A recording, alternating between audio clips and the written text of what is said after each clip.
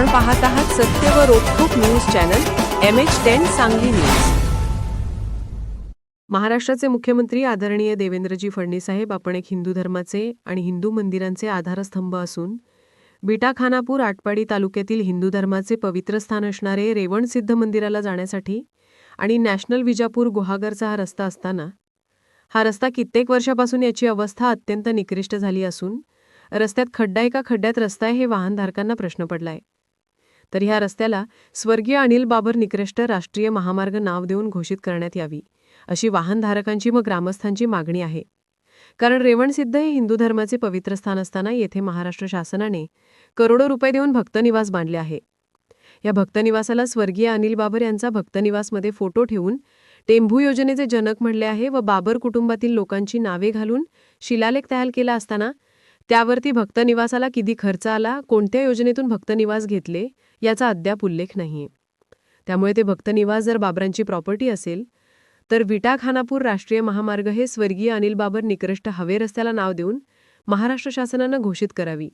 मी देवासोनेकर MH10 news Sangli चॅनलचा संपादक।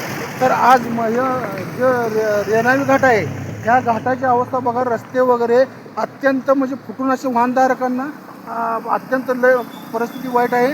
रस्त्याची प्रत्येक वर्षापासून हा रस्ता दबलेला आहे। ह्या रस्त्याची अवस्था अशी आहे की वाहनदारांना जीव मुठीत घेऊन जावा लागतो। तर अशा असताना माझं आता मत असं आहे, हे बघा जे हे वाहनं चाललेले आहेत त्यांची अवस्था अशी वाईट आहे की रस्त्याची अवस्था एकदम बिकट असून खड्ड्यात रस्ता आहे का रस्त्यात खड्डा हेच नक्की कळत नाही। अशा असताना या रस्त्याला महाराष्ट्राचे मुख्यमंत्री आदरणीय देवेंद्रजी फडणवीस साहेब आपण या रस्त्याला राष्ट्रीय महामार्ग स्वर्गीय अनिल बाबर निकृष्ट रस्ता असं नाव द्यावं। कारण इथे जनतेचा बळी, वाहनधारकाचा बळी घेतला जातो। त्यासाठी महाराष्ट्र शासनाला जाग येण्यासाठी तर आहेच, पण इथे कित्येक वर्षापासून कित्येक निधी खर्च झाला असेल त्याची तत्काळ दखल मुख्यमंत्र्यांनी घ्यावी। नमस्कार, मी देवासोनेकर।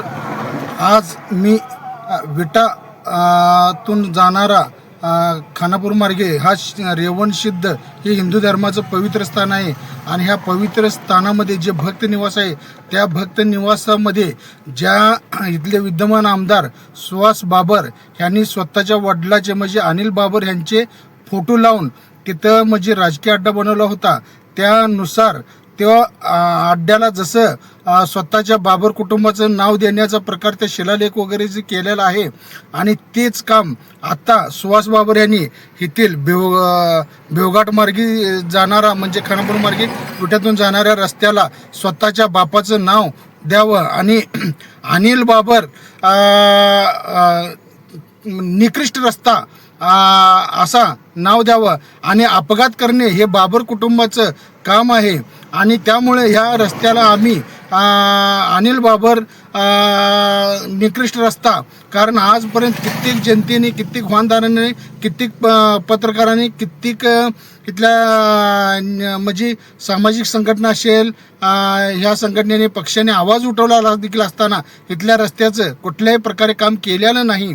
असे असताना आज कित्येक वर्षापासून हा रस्ता फुटकाळ आणि निकृष्ट आणि अत्यंत हे झालेलं आहे आणि ॲक्सिडेंटचे प्रमाण होण्याची दाट शक्यता असता कित्येक लोकांचे काही वाहनधारकांचे बरेचसे घटना घडलेले आहेत। अशा ह्या रस्त्याचा मी आत्ता व्हिडिओ शूटिंग गाडीतून घेत आहे, तरी सर्वांनी हा व्हिडिओ आवर्जून बघावा। यायला भयानक लोकांना त्रास होतोय आणि वरनं हे जंगली एरिया आहे, बिबट्या वगैरे येतात जातात, माणसांना धोका आहे त्याच्यापासून आणि काम व्यवस्थित झालं पाहिजे रस्त्याचं। हे कित्येक वर्षापासून असाच रस्ता आहे जे कुठून पाय गेला, वाहनधारकांना वगैरे त्रास आहे। पावसाळ्यात दिवस आहे त्यावेळेला लोकांची अवस्था तकलीफ आहे, लोकांचे ऍक्सिडेंट वगैरे हां आणि हे काम व्हावं वेळेत एवढीच आमची विनंती आहे, दुसरं काही नाही बघा। हां लोकांचे ऍक्सिडेंटचे वगैरे ते प्रमाण जास्त खड्डा आहे। येणाऱ्या जाणाऱ्या लोकांना पडतेत लोक घसरून बिसरून म्हणजे हा जो रस्ता आहे, मी कॅमेरामन देवासोनेकर हे जे वाहनधारक वगैरे आहेत त्यांच्या मागण्या अशा आहे की हा रस्ता कित्येक वर्षापासून असंच फुटून हे झालेला आहे।